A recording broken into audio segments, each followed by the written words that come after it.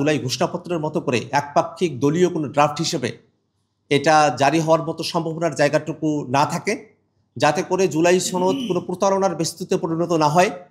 আমরা ইতিমধ্যে খেয়াল করেছি যে অনেক রাজনৈতিক দলই এই জুলাই সনদ স্বাক্ষর অনুষ্ঠানে অংশগ্রহণ করলেও তারা মূলত দুই ভাগে ভাগ হয়ে গেছে। এক দল তারা জুলাই সনদের স্বাক্ষর মুছে দেওয়ার সুযোগ খুঁজছে, আর একটি দল জুলাই সনদের বাস্তবায়নকে ভেস্তে দেওয়ার সুযোগ খুঁজছে। এমতো অবস্থায় জাতীয় নাগরিক পার্টি এনসিপি মনে করে জুলাই সনদকে পরিপূর্ণ বাস্তবায়নই কেবলমাত্র এই সংকট থেকে আমাদেরকে উত্তরণ ঘটাতে পারে। আমরা কমিশনের সঙ্গে আলোচনা করেছি, তারা জুলাই সনদ বাস্তবায়নের আদেশ প্রস্তুত করছেন, যেটাকে আমরা একটা অগ্রগতি হিসেবে দেখি।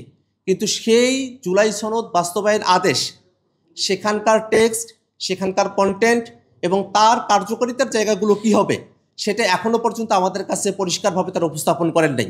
আমরা আমাদের দাবিগুলো তাদের কাছে উপস্থাপন করেছি, তারা সেই দাবিগুলো নিজেদের মধ্যে আলোচনা করবেন এবং সরকারের সঙ্গে সেই বিষয়গুলো নিয়ে আলোচনা করবেন বলে তারা আমাদেরকে জানিয়েছেন।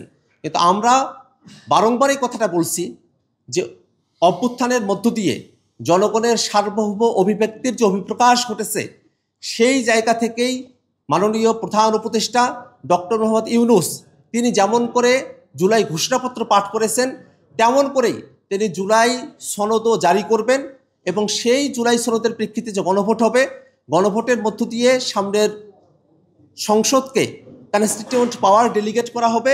সেই কনস্টিটিউয়েন্ট পাওয়ার বলে সামনের সংসদের যারা নির্বাচিত প্রতিনিধি থাকবেন, তারা সংবিধানের মধ্যে জুলাই সনদে গৃহীত যে মৌলিক সাংবিধানিক সংস্কারগুলো রয়েছে সেগুলোকে সংবিধানে অন্তর্ভুক্ত করবেন এবং সেই সংবিধানকে 2026-এর সংস্কারকৃত সংবিধান হিসেবে অভিহিত করা হবে।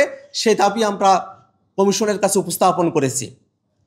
জুলাই সনদ স্বাক্ষরের বিষয় নিয়ে জাতীয় নাগরিক পার্টি এনসিপি পূর্বেও আপনাদের কাছে অভিহিত করেছে। আমরা মনে করি জুলাই সনদ স্বাক্ষরের যে বিষয়, এটা একটা আনুষ্ঠানিকতা, যে আনুষ্ঠানিকতার মধ্য দিয়ে জুলাই সনদের বাস্তবায়নের যে জায়গাটি আছে সেটা আসলে সুনিশ্চিত করা সম্ভবপর নয়। জুলাই সনদ বাস্তবায়নের জায়গাটা সুনিশ্চিত হলে পরেই জাতীয় নাগরিক পার্টি এনসিপি জুলাই সনদে স্বাক্ষর করার ব্যাপারে আগ্রহী রয়েছে। ওদের স্বপ্ন পূরণে পাশে থাকতে পেরে আমরা গর্বিত। আমাদের দলের তরফ থেকে ঐক্যমত্য কমিশনের আলোচনাতেই এবং বিভিন্ন সময়ে আমরা এই কথা বলেছি যে সংস্কারের যে আলোচনা সেটা সমাপ্ত করে বিচারের রোডম্যাপ প্রকাশ করে তারপরে সরকার নির্বাচনের দিকে অগ্রসর হবে। সেই হিসেবে এখনও সময় রয়েছে।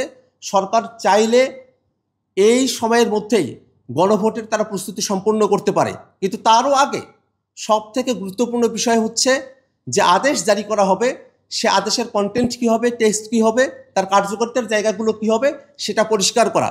যদি আদেশের বিষয়ে পরিষ্কার ধারণা না থাকে তাহলে শুধুমাত্র গণভোট আমাদের সংস্কারের বাস্তবায়নকে সিকিউর করতে পারবে না। এই কারণে আমরা আদেশের বিষয়টাতে সরকারের তরফ থেকে পরিপূর্ণভাবে আশ্বস্ত হয়ে তারপরেই গণভোট এবং স্বাক্ষরের মতো বিষয়গুলোতে আমরা অগ্রসর হতে চাই।